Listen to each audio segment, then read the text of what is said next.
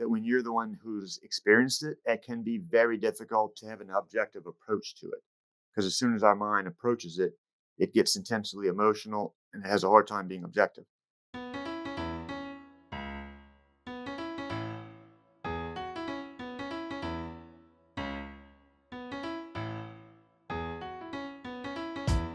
83% of Americans identify as not very happy, which can hold you back and negatively affect your relationships and your business. On this podcast, we discuss the proven steps to happiness so you can restore balance and rekindle your joy.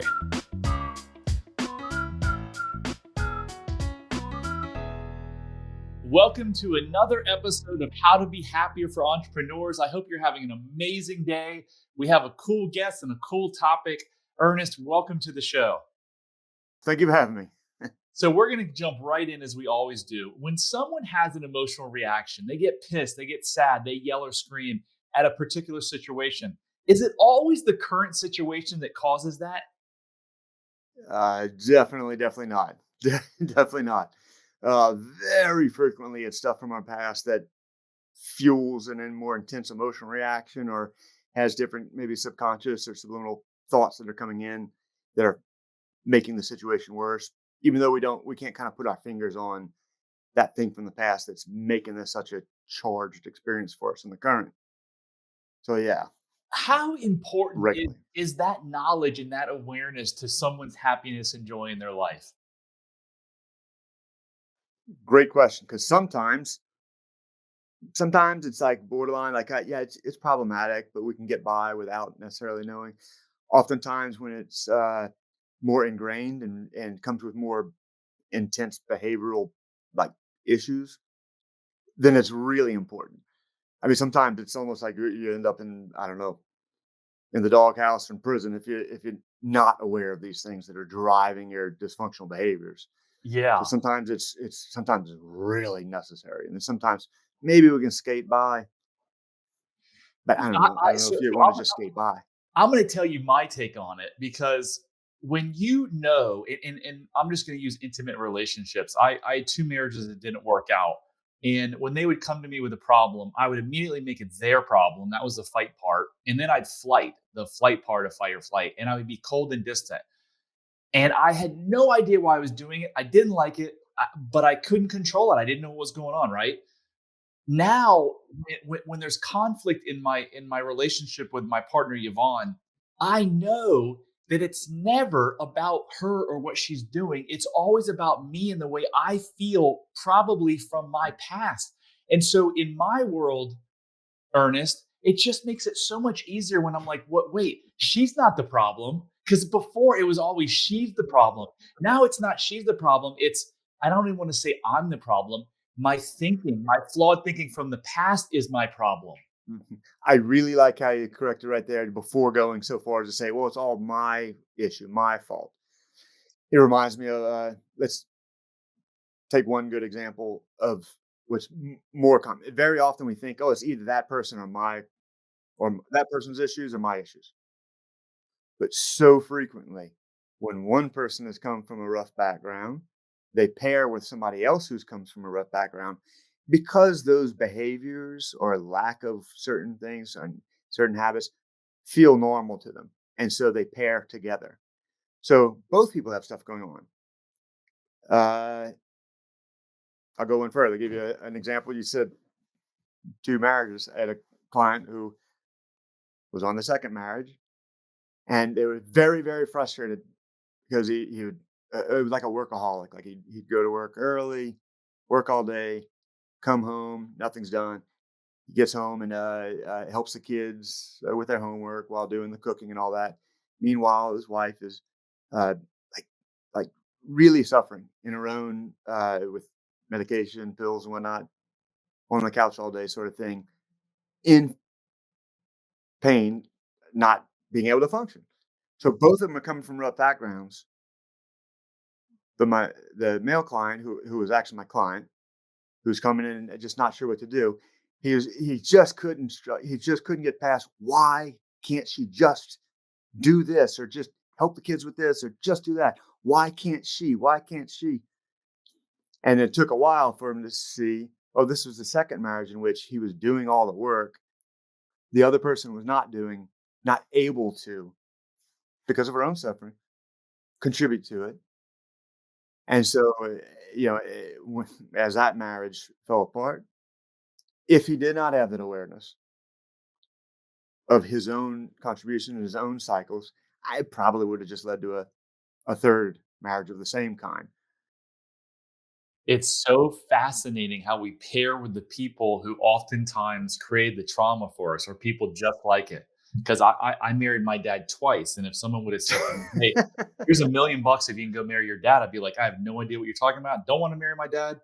But I did. So we're talking today about trauma, which I don't even like to use the word. I try not to use the word childhood trauma too much anymore, Ernest, because people oftentimes check out. They're like, well, they equate trauma to like being locked in a cage or sexually molested. And we'll get into what that is. But can you help us understand what trauma is and how unresolved childhood trauma can manifest in adults' lives today?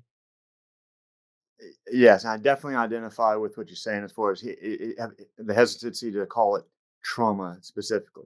And in fact, the subtitle of my book is "This is How We Heal from Painful Childhoods: A Practical Guide for Healing Past Intergenerational Stress and Trauma." I Because noticed sometimes when that. I people, noticed that when I saw your yeah, book, and I was like, "That's really smart." I, yeah, people just get into this thing where they want to discount their own experiences because it doesn't count because it wasn't big T trauma enough.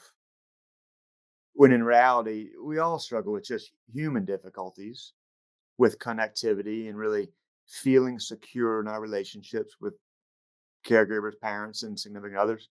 So that's normal. It's it's just that when people have a really really stressful childhood that's prolonged and their needs are not met, it kind of puts the adult struggles like on steroids. It makes it much more difficult, much more entrenched. And so it takes a bit more effort and education to unravel some of those confusing things about how does my childhood stick with me in adulthood?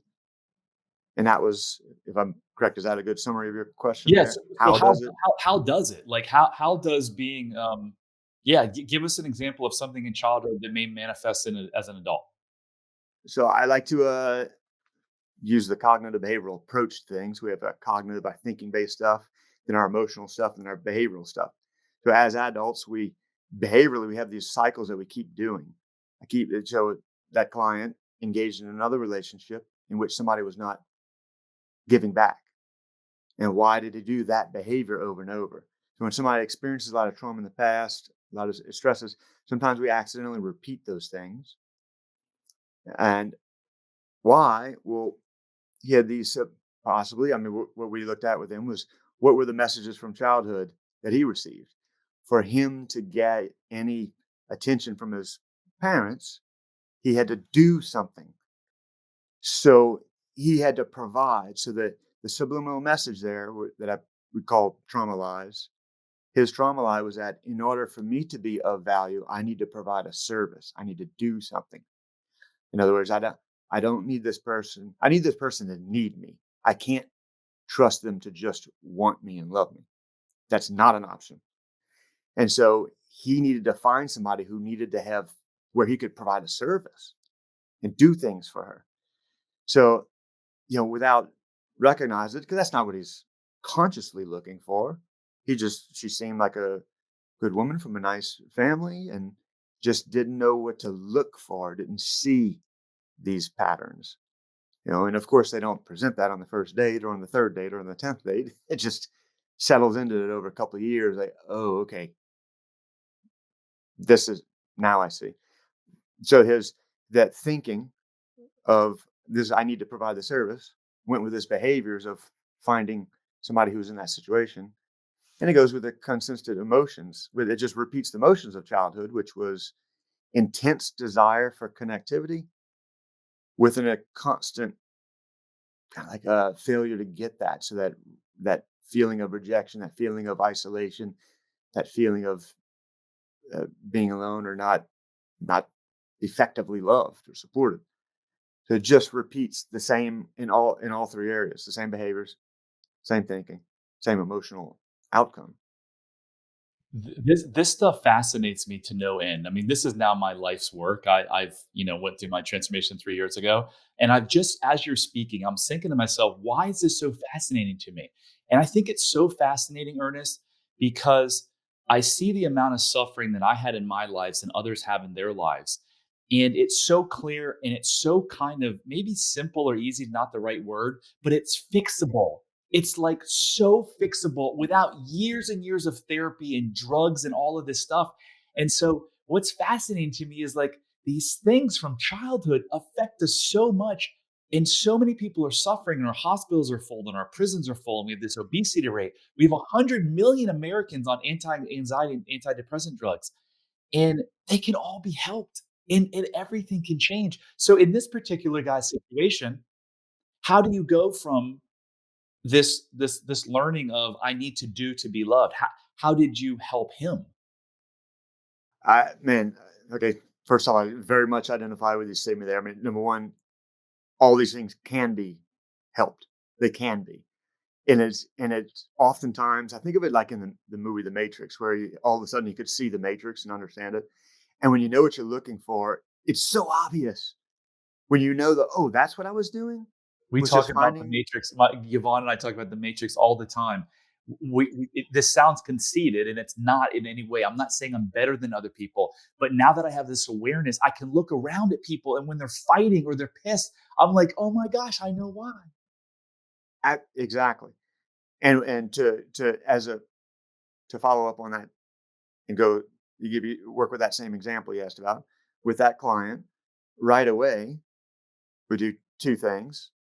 Number one, we start practicing how to self-soothe, how to regulate and self-soothe ourselves. So he's looking for soothing and assistance from somebody else who's not capable of it. So he needs to first be able to take care of himself and soothe himself. When he's feeling anxious about being rejected or whatever, he can soothe himself and love himself. So we start on that self-soothing, self-loving skill while simultaneously we look for those trauma lies, those things that the child's brain developed in childhood during those experiences. Oh, I need to serve a purpose here. So we and once that's brought out of the subconscious and it's very obvious, it becomes very obvious. So, but I will say that it becomes one of those simple but not easy things.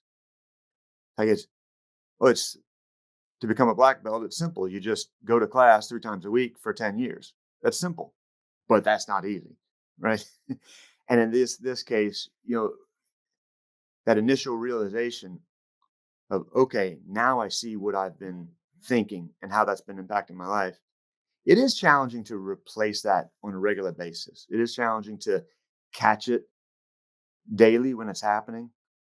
And how do I go about changing it? How do I stop overindulging as doing everything? Because if I don't do the kid's homework for her to help or do the homework and do this, then it just doesn't get done. Well, how? So it can be really challenging. Sometimes that takes some professional help to get through that stuff. But uh, that initial awareness is just really mind-boggling. It's really wonderful to be able to absolutely put your finger on and say, "There we go. That's it is. That's what it is. And It and wasn't do this you person all along. It was both of us and my thinking." do you uncover that for them, or do you try to get the client to uncover that? It's collaborative. We do that together. I mean, it's you know, I mean, it's sometimes it's so fairly obvious. Sometimes it seems like it's like you don't even need somebody to help. It's just that when you're the one who's experienced it, it can be very difficult to have an objective approach to it. Because as soon as our mind approaches it, it gets intensely emotional and has a hard time being objective. So, but like if my parents neglected me, then there's a intense desire for me to typically want to overcompensate somehow, or there's pretty straightforward, most likely consequences. But it's definitely helpful to really uh, like when I work with somebody, I'll present these possibilities. Well, sometimes people do this, sometimes I think this, sometimes I think this, and then the client is like, "Oh, option B, that's the one." So it's So it's usually collaborative, but pretty quick. Yeah, quick. And you don't often hear that, right, in traditional therapy, right? Can you explain what's the first step that someone should take if they want to begin healing from these past childhood stresses? And how do you prioritize actions for your clients? First steps. I mean, man, first steps. I mean, I guess it'd be a bit of kind of like reading up to see, reading up and watching influencers or watching podcasts that are in the ballpark of what you think might be going on, trying to kind of get a better understanding of what's going on instead of living in it, reading people's explanations about it. I went to your website, which website where you had the self love quiz. I think it's wonderful. I think that's an example of somebody taking a quick quiz and getting some feedback on, okay, I thought something was going on and maybe this is an issue for me. And when it comes back, like, wow, I'm not very good at loving myself. I'm not good at, self validating things. That's a great starting point. Okay, that this is something that I need to work on. And now I can start looking for somebody or books that will follow up on that. Some, you know, looking at that at adverse childhood experiences uh, study and quiz. That's another one where it's a great one where you can go in and you take it and like, okay, offer some guidance as to where to go next. What's the next step? So I mean that I mean yeah, your quiz was an, like an awesome starting point. And at that point, sometimes when you get into meeting with the professionals about it, they can give you more specific guidance also. Yeah, thank you for your kind words. If you want to take the self love quiz, go to unlocklimitlessyou.com/quiz. And in literally less than 3 minutes, you're going to have an awareness of possibly what's driving the negative behavior that you're having trouble stopping. And with awareness, your life can change in ways that you might not even imagine. So go to unlocklimitlessyou.com/quiz and take that quiz now. Ernest, I want to run this theory by you that I have and see what because you've been in this business for a long time and you've got a PhD in it. So the client we were speaking about earlier, his emotional learning is that if I don't do something, I won't be loved. And humans have been around for 6 million years. And of those 6 million years, I think we've lived in tribes for probably about 99% of them or 98% of the time, right? Probably 99%. So I have this theory that everything that happens to us as an adult that's dysfunctional in terms of, and actually that's not, I don't like that word dysfunctional. It's because it's actually functional. Our brain's doing what it should be. Everything that is like the negative behavior, the depression, the anxiety, the drinking, the overeating, in this case, the guy coming home and doing all the work, is our brain saying, if we don't do this thing, we're not going to survive. So is that fair? Like most of the stuff that we do that's not good for us, it's just our brain saying you've got to do this to survive. Because as a kid, if you didn't do something to please your parents, you were going to get kicked out of the tribe. And if you got kicked out of the tribe back in the day, you're dead. Yes, there's just been countless studies on how important human touch and contact is. Like humans just lose our sanity and functioning rather rapidly in isolation, especially forced isolation. I mean, it's pretty straightforward. So there's that added step there. If I don't provide, if this person rejects me, then who else will keep? I will be alone and in isolation. We die in isolation. We can't really function on our own. So yes, I mean I think that's, yeah. No, it's not a conscious thing because people are like, okay, y'all have this argument. You're asking for her to do something, and if you have to, and if she refuses, then y'all have to divorce, which is they ended up divorcing. Will you survive? And a lot of times they don't. They just don't take the time to go through and think that all the way through. So in their subconscious, they're just thinking it ends alone, death. Yes. There's just this primordial, subconscious, constant, like justifiable fear of being excommunicated from the tribe, being lost from the tribe, ostracized. But when we really slow down and think about it, in today's modern world, with your family and friends that you have, will you really be isolated alone and die alone in the gutter somewhere? You're like, well, no, obviously not. But it's only obvious once we slow down and ask those questions and bring into the consciousness that exact question you're talking about. What is what's the ultimate fear? Is this a life threatening situation? And if it's not life threatening, then what are your options? Because if it is life threatening, you don't have many options. You either do it or you don't. Yeah, the magic is bringing that subconscious thought to the conscious mind. And you have to understand that if you're struggling with addiction or depression, anxiety, it's not your fault. It's just your brain's perceived solution to something it thinks is even more painful. And at the end of the day, it's just a survival thing. Your brain, all these, the DSM manual has like hundreds of disorders, right? And all these different classifications for everything. And I've heard other doctors say, your brain doesn't have a disorder at all. It's doing exactly what it should be doing. It's just perceiving information the wrong way. So when you or myself or Yvonne teaches people how to fix that wrong perception, that's when life changes in a magical way, right? Very much so. Very much so. And I love how you said it's not necessarily somebody's fault. I can't stand the terms fault or blame. We just remove those from our vocabulary. They are necessary in courts of law, but they're not necessary in our lives in regular life. It's not a survivor's fault. They're not to blame. But as an adult, unfortunately, it becomes our responsibility to do something about it.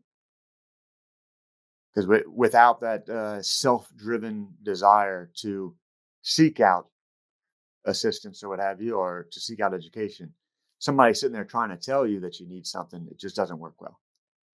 So for So John or it's for okay. John or Sally who's listening to this right now, how do they identify, I love that term, the trauma lies that are controlling their life?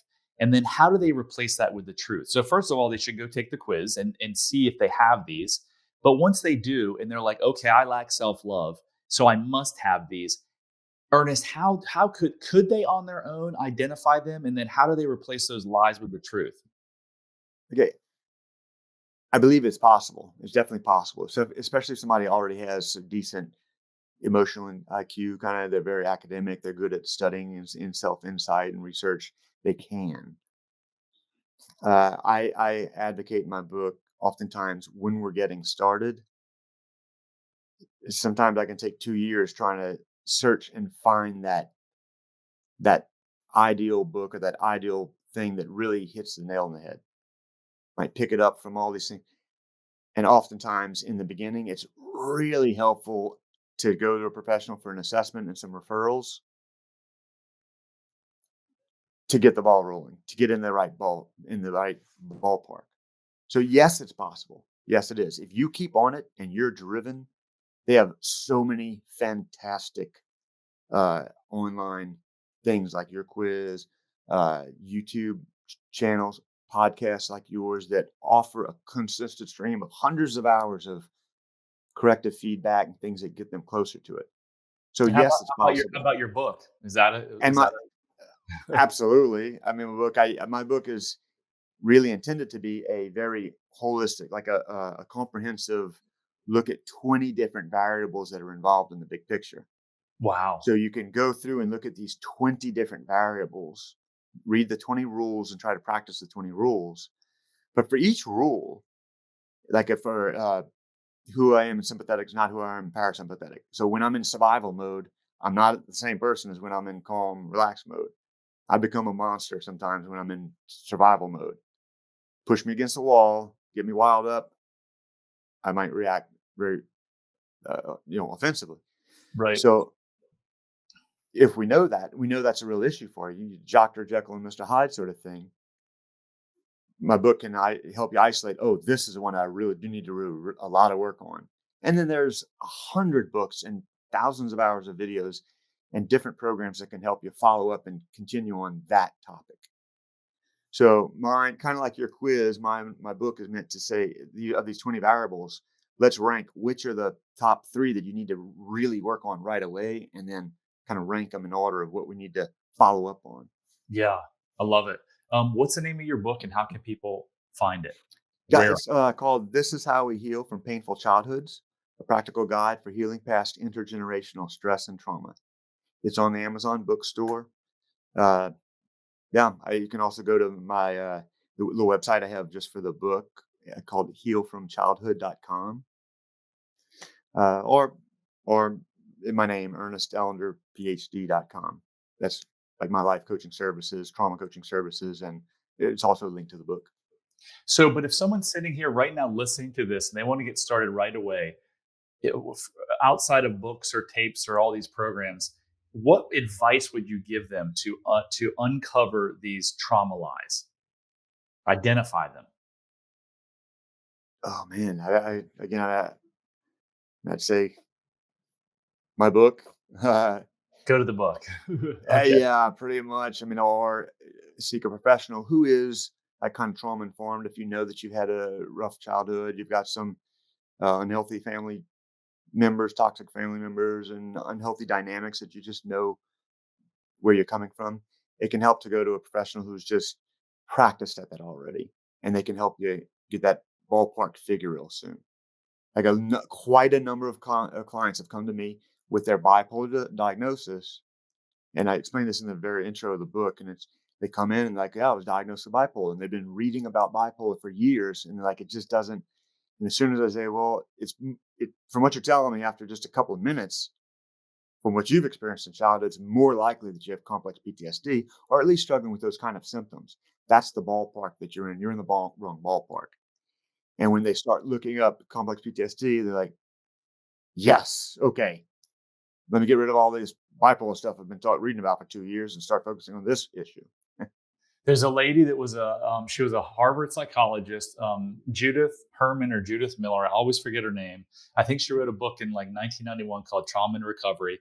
And she said there's only one true psychiatric diagnosis in the world. And do you know what she said it was?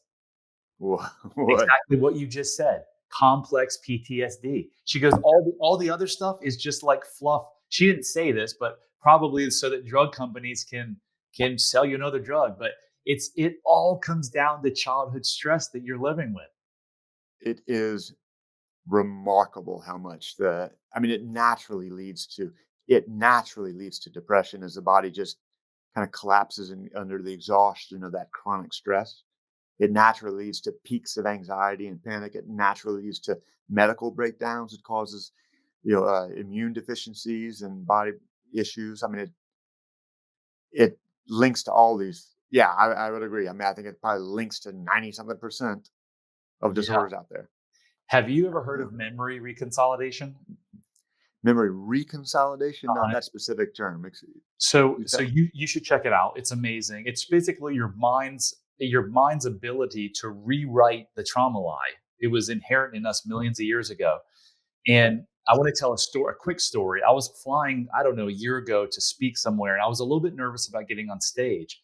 And I went through the protocol of memory consolidation. I was like, why am I feeling nervous? Because every negative behavior we have is keeping us from something that we think is our brain thinks is more scary, but it's always that trauma lie that you speak about. Well, what was my trauma lie? My trauma lie was if I get on stage and I mess up, someone is going to disparage me and make fun of me, just like my dad did. And again, let's go back to survival. If your dad's making fun of you, you think that you don't belong in the tribe and you're fearful of getting kicked out. So, what did my brain do? It was doing its job. It made me nervous and anxious because that stage, there's danger, and your subconscious primitive brain, you could actually die. So, on this plane ride, I started thinking about times that I started thinking about the truths, right? The opposites. And the truth was, when I was 21, I got up and spoke at a wedding. And Ernest, I was so nervous. My knees were shaking. Thank God there was a podium so they couldn't see me. I missed an entire Bible verse. I was so nervous. I get back to my seat and I say to my friends, oh my God, was that obvious? And they're like, what? They're like, we didn't notice anything. And so I was like, there you go. I messed up and no one disparaged me. And literally within minutes, my anxiety had gone. Like that's memory consolidation. I, on my own, rewrote my nerve. Now, is it easy? It came back a little bit. It went again. So I get it. Like people should definitely work with someone who's qualified and competent. But there are ways to overcome this stuff. And man, this stuff fascinates me. So as we wrap up, I know you've helped a ton of people. Give us like one of the client success stories that just rises to the top. No, I'd say, well, again, just stick with the same guy, the same client we've been talking about. Because I mean, it was a rough. All divorces are rough, in my opinion. I mean, they're all difficult. They're a child involved, and it was a year recovery and whatnot. And then, but in a couple of years, with that insight, with the insight that he does not want to select another person that he has to do everything for. He wants to select somebody that is as capable or preferably more capable than he. And that is exactly what happened. He ended up dating this gal, and wow, they both are high energy. They both are very supportive of one another. They're both very capable, both very hard working. They're both kind of givers, you know. And so it's like a contest of who gives more to the relationship. And so it was just kind of fixing that picker for him, making it conscious so that he's like, I'm not picking another person that I need to save. And man, I mean, it's half a decade later, and last I've heard, they're just, it's not perfect. They have their challenges, but they both are willing and capable of devoting themselves, and they're very ample. What do you call it?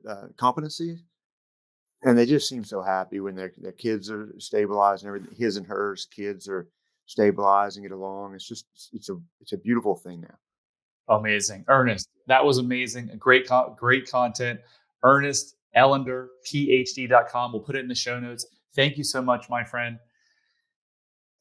Thank you so much for having me, and thank you for such a wonderful A podcast, and B, the quiz and that kind of service to help people get started on this, to educate people. It's hard to, it's frustrating when you know there's so much stuff there. There's so much stuff that's capable, but people just don't know about it. They haven't Yeah. heard about it. They say, "Oh, that's a big thing. I don't know how to get started on it." Man, it's great to have a podcast like this that introduces people to these concepts. Thank It you. makes it kind of more normal and makes it okay to take that next step. It'll be worth it. Yes, it'll be worth it. It's not your fault. So go to unlocklimitlessyou.com/quiz right now. Take the quiz. That concludes another episode of How to Be Happier for Entrepreneurs. Remember, I'm on a mission to help 1 million people profoundly change their life by getting rid of these self-limiting, hidden subconscious beliefs. And I can't do it alone. I need your help. So if you like this podcast, please share it. Please rate it. Please review it. It just takes a couple minutes. Your help is much appreciated. Until next time, love heals all. Hit subscribe if you don't want to miss out on more life-changing content. And if you're struggling, you don't have to. Go to bradchandler.com/contact. There, you can join the Facebook community of like-minded entrepreneurs, and you'll see a button to schedule your freedom and happiness call. See you on the next episode.